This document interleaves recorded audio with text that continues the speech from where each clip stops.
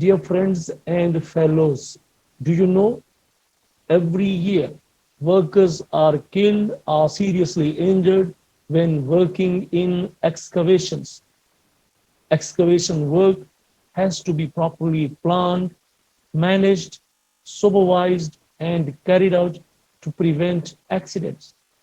This presentation provides advice for those who are involved in excavation operations.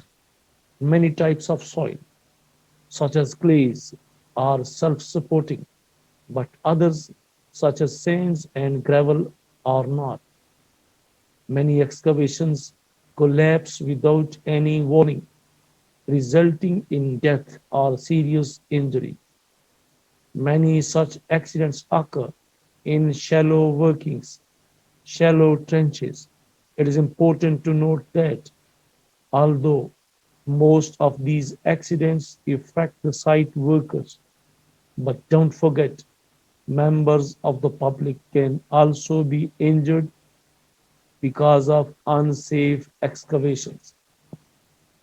Dear friends and fellows, welcome to HSC tutorial. Today I'm going to discuss the excavation hazards and precaution. In other words, we will find the ways of safe digging and will disclose safe excavation methods. I'm your host Javed and you are watching Safety First. If you are new on this channel, kindly subscribe the channel, press the bell icon, and if you find the video informative, then like, comment, and share with your friends.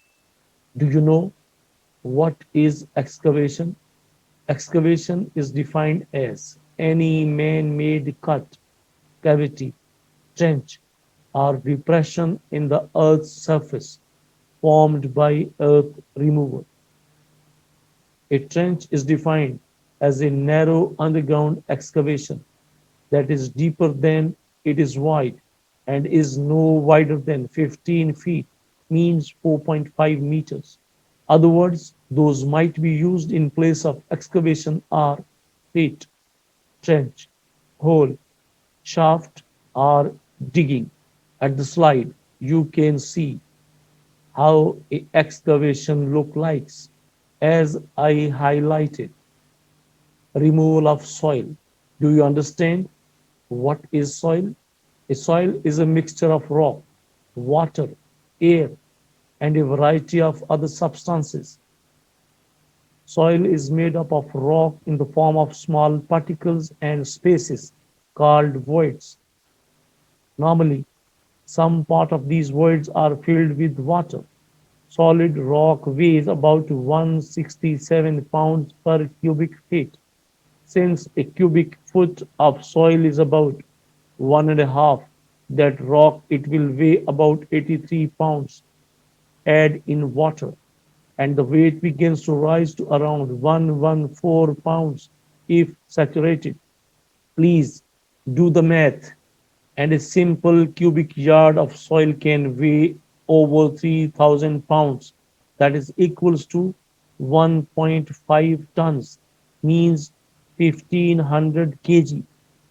Dear friends and fellows, before digging any excavations, it is important to plan against the collapse of the sites, materials falling onto people working in the excavation, people and vehicles falling into the excavation, people being struck by plant, undermining nearby structures, contact with underground services, accidents to members of the public, specialist equipment such as pneumatic drills, hazardous substances, particularly near the site of current or formal industrial processes, influx of ground or surface water, and entrapment in silt or mud, proximity of stored materials, waste materials or plants, proximity of adjacent buildings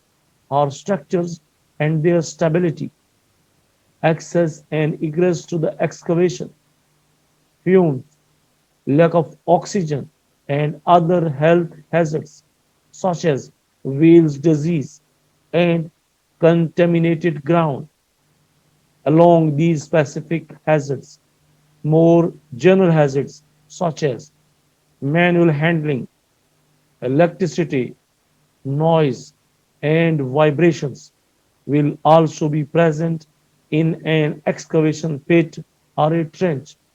This is a lengthy list of hazards that someone can face during the excavation activity or process.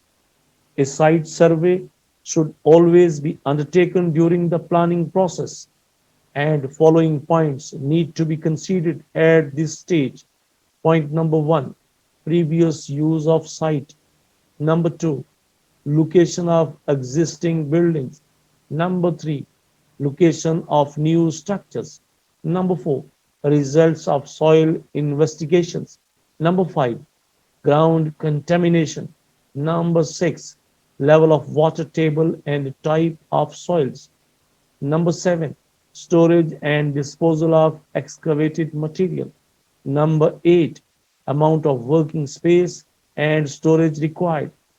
Number nine, the most suitable method of temporary support of the excavation walls. And number 10, adequate emergency arrangements and procedures. Dear friends and fellows, let us find how a trench can be hazardous. In this slide, you can see this trench is well over 4 feet deep, cut into loose sand, Class C soil that is slogging off the trench walls. The stockpiles is a surcharge load. The sheer weight of the spoils not being set at least 2 feet back from the vertical face, the likelihood of a cave in, and it adds to the depth of the trench. If the trench is 8 feet deep and the stockpiles is 8 feet high directly at the edge, the trench is now 16 feet deep. A trench that is 3 feet deep could easily become 5 to 6 feet deep if the stockpiles is on the edges of the excavation. In addition, the weight and vibration of the excavator also increases the probability of a collapse. The employees working in the trench are exposed to overhead hazards, no hard heads, and trench collapse without a protective system. It doesn't appear that safe access or egress has been provided in the case of excavation, which you can see on the slide. A stairway, ramp, ladder, or other safe means of egress must be located so workers don't have to travel more than 25 feet laterally in the trench. This is another example of hazardous trench. Nearby heavy equipment and the stockpiles directly on the right edge of the excavation both create a surcharge load.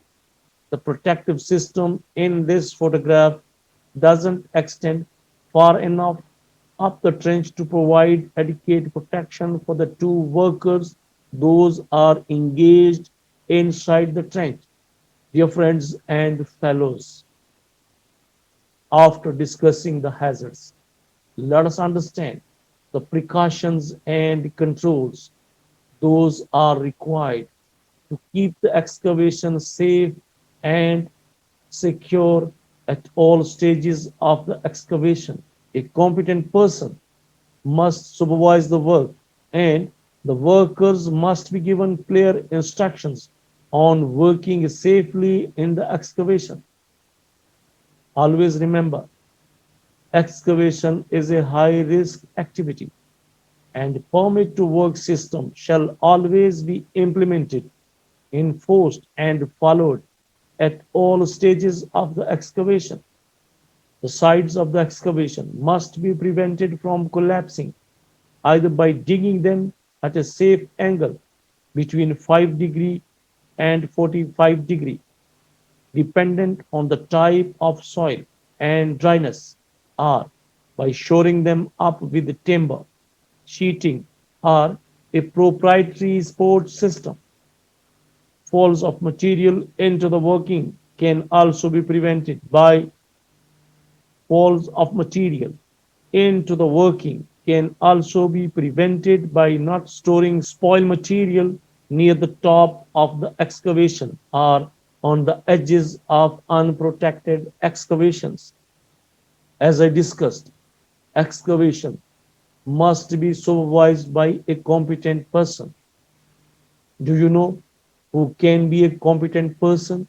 Competent person is someone who can identify existing or predictable hazards in an excavation, has authority to take corrective actions as necessary or needed, is familiar with the excavation standards and safe digging methodologies, is knowledgeable in soil analysis and classification, as well as the erection, use, and precautions for the protective system on site. Either it is sloping, shoring with sheet piling, benching, or shielding with trench boxes. Do you know the conditions that can increase the chances of cave in?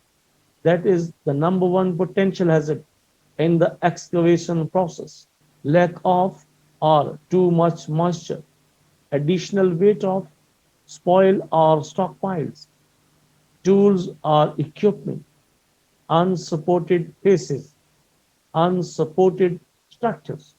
In this condition, you have to look at the potential problems such as fissures, cracking, bulging or separation of soil, surface water near excavation, water accumulation in the excavation, and the soil that has been previously disturbed.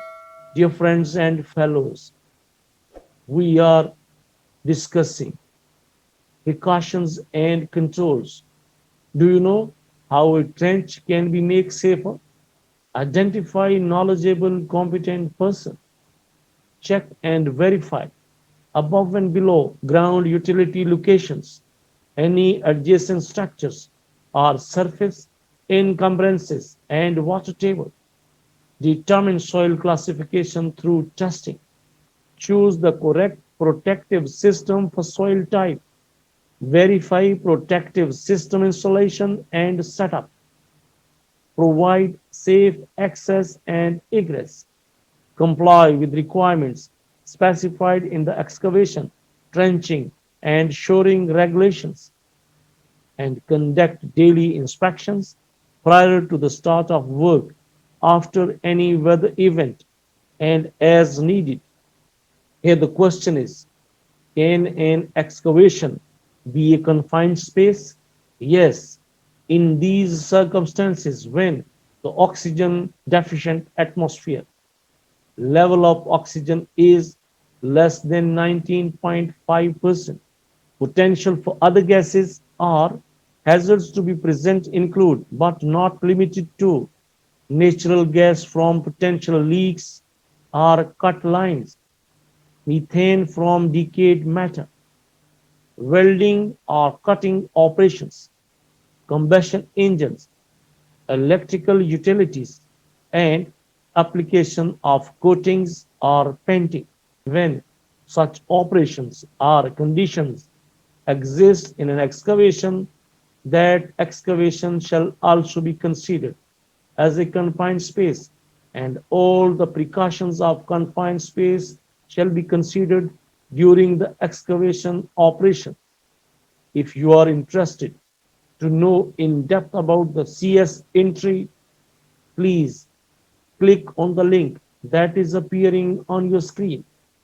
Do you know what is mean by hazardous atmosphere?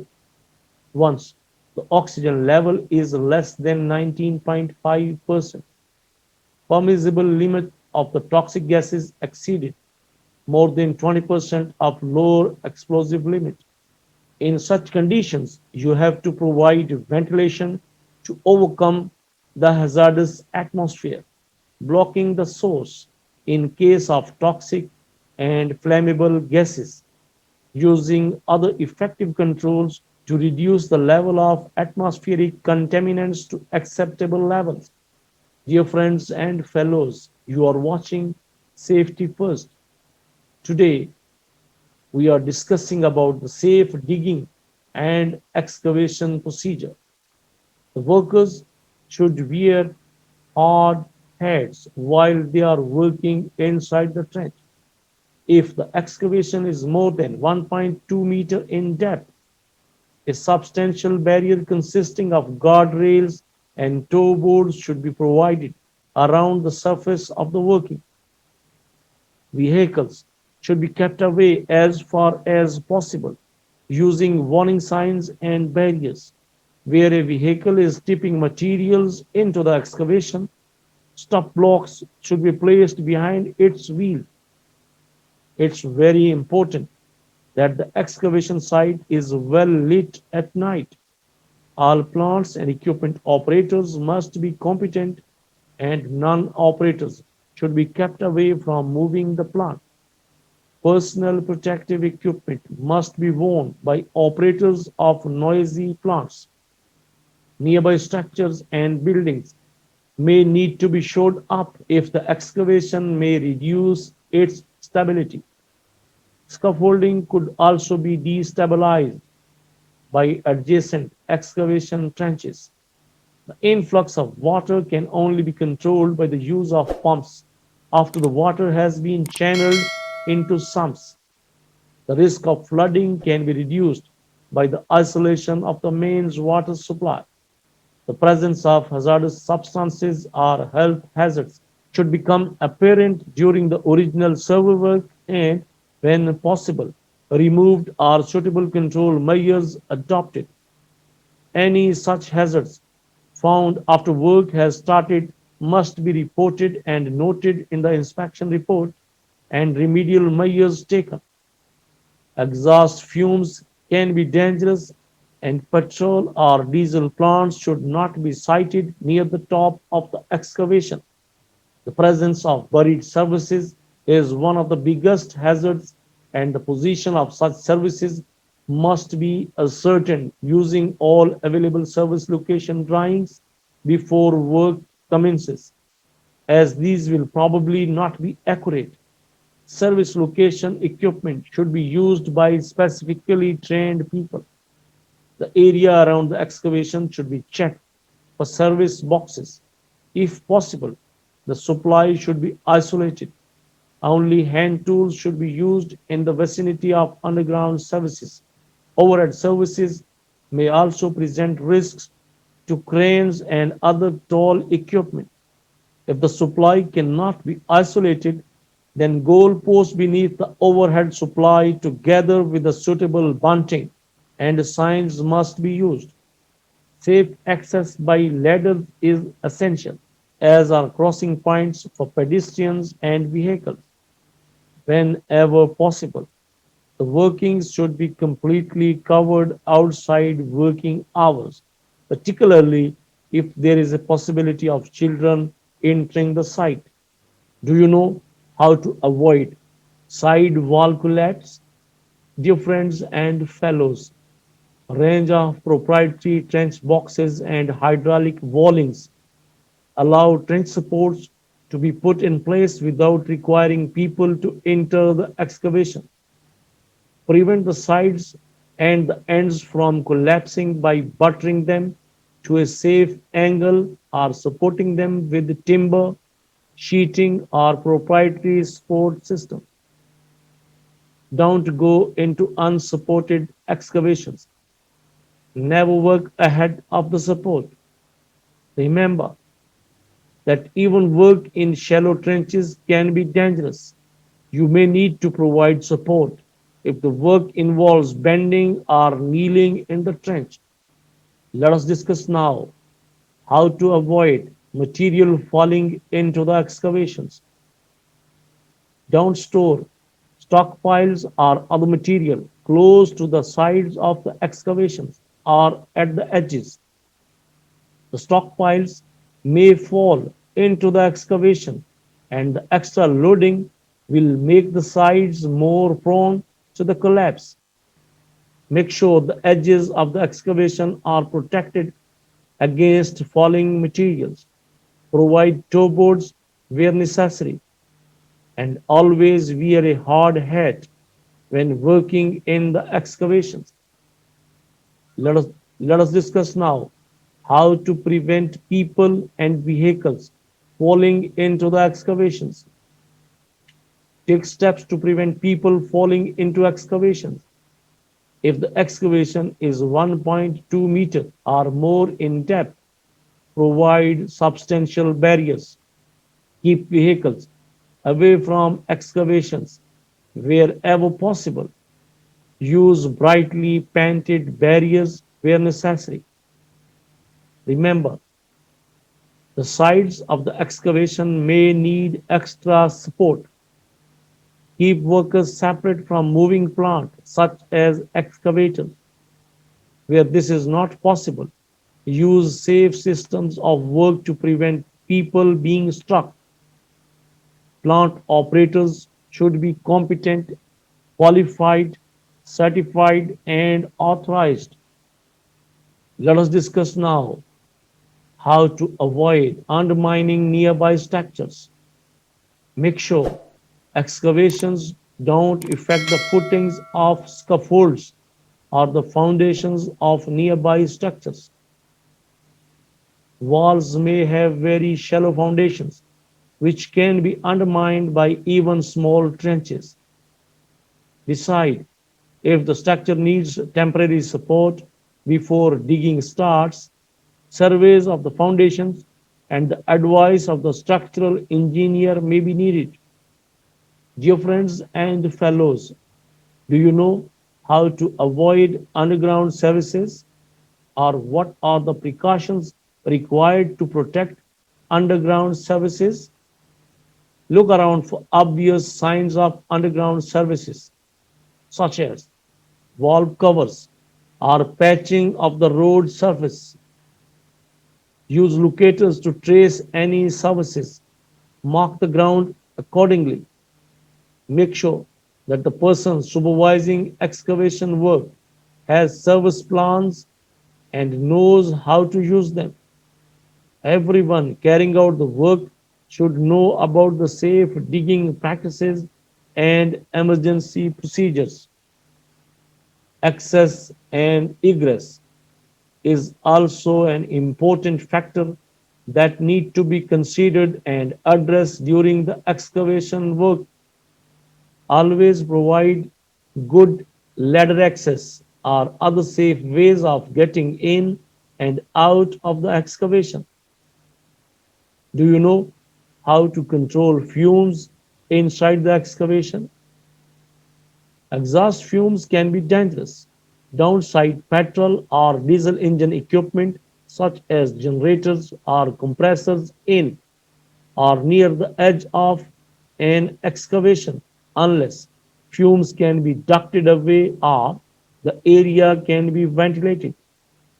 Fence off all excavations in public places to prevent pedestrians and vehicles falling into them.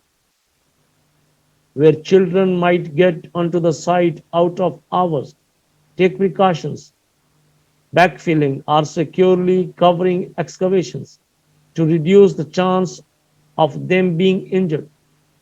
And don't forget, a competent person must supervise the installation, alteration, or removal of excavation support. People working in the excavations should be given clear instructions on how to work safely. A competent person must inspect excavations at the start of each shift before work starts. After any event likely to have affected the strength or stability of the excavation, and after any accidental fall of rock, earth, or other material. A written report should be made after most inspections. Stop work if the inspection shows the excavation to be unsafe. Dear friends and fellows, do you know the cause of underground accidents? The reasons for underground accidents are trench collapse, because of inadequate site support, undermining of nearby structures, falls onto the excavation of people, materials, or vehicles, contact with buried underground services, toxic gases from natural decay of vegetation, or toxic exhaust fumes from petrol or diesel equipment. Groundwork has to be properly planned and carried out to prevent accidents. Soil tests and trial holes may be required to determine the conditions likely to be found on the site, particularly, of course, for larger excavations. Do you know how to identify underground services? Underground services, gas, water, and electricity can be easily damaged during excavation work, leading to electrocution, fire, flooding, and the most important, interruption of services to hospitals, offices, and so on. Ideally, excavations should be kept away from existing underground services. These can be identified by a combination of clues provided by manhole covers, streetlights, etc., cable and other service plans of the area. Detection devices. Conventional detectors will miss plastic pipes. Watch carefully for evidence of previously unknown pipes or cables. Check using the detection device. Dig trial holes by hand to confirm the position of pipes and cables. This is particularly important where plastic pipes are used. Dig by hand near buried pipes or cables, using spades and shovels rather than picks and forks. Treat all pipes and cables as live unless known otherwise. Ensure there is an emergency plan to deal with damage to cables or pipes, and update service plans for the benefit of those in the future. Handheld power tools should not be used within 0.5 meter of the marked position of any electricity cable. Collars should be fitted to the tools so that initial penetration of the surface is restricted. A machine should not be used to excavate within 0.5 meter of a gas pipe. Any suspected damage to services must be reported to the service providers and the health and safety department. Any exposed pipes or cables should be backfilled with the fine material such as dry sand or small gravel. Backfill, which is properly compacted, particularly undercast or rigid pipes, prevents settlement which could cause damage at a later stage.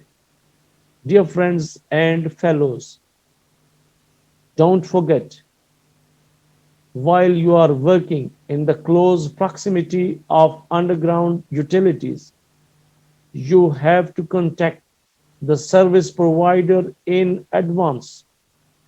You have to get NOC from the concerned service provider or the utility owner from the beginning of trial hole till the backfilling.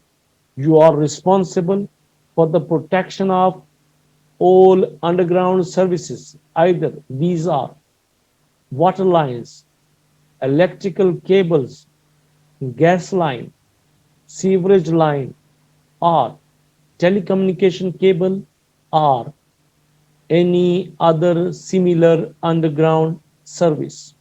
Dear friends and fellows, let us summarize the excavation or safe digging presentation.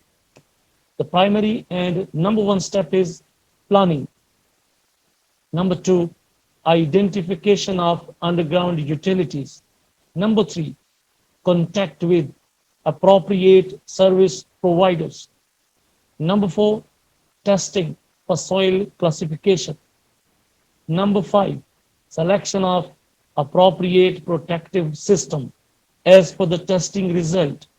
Number 6, development of safe system of work. Number 7, application of permit to work system. Number 8, allocation of resources.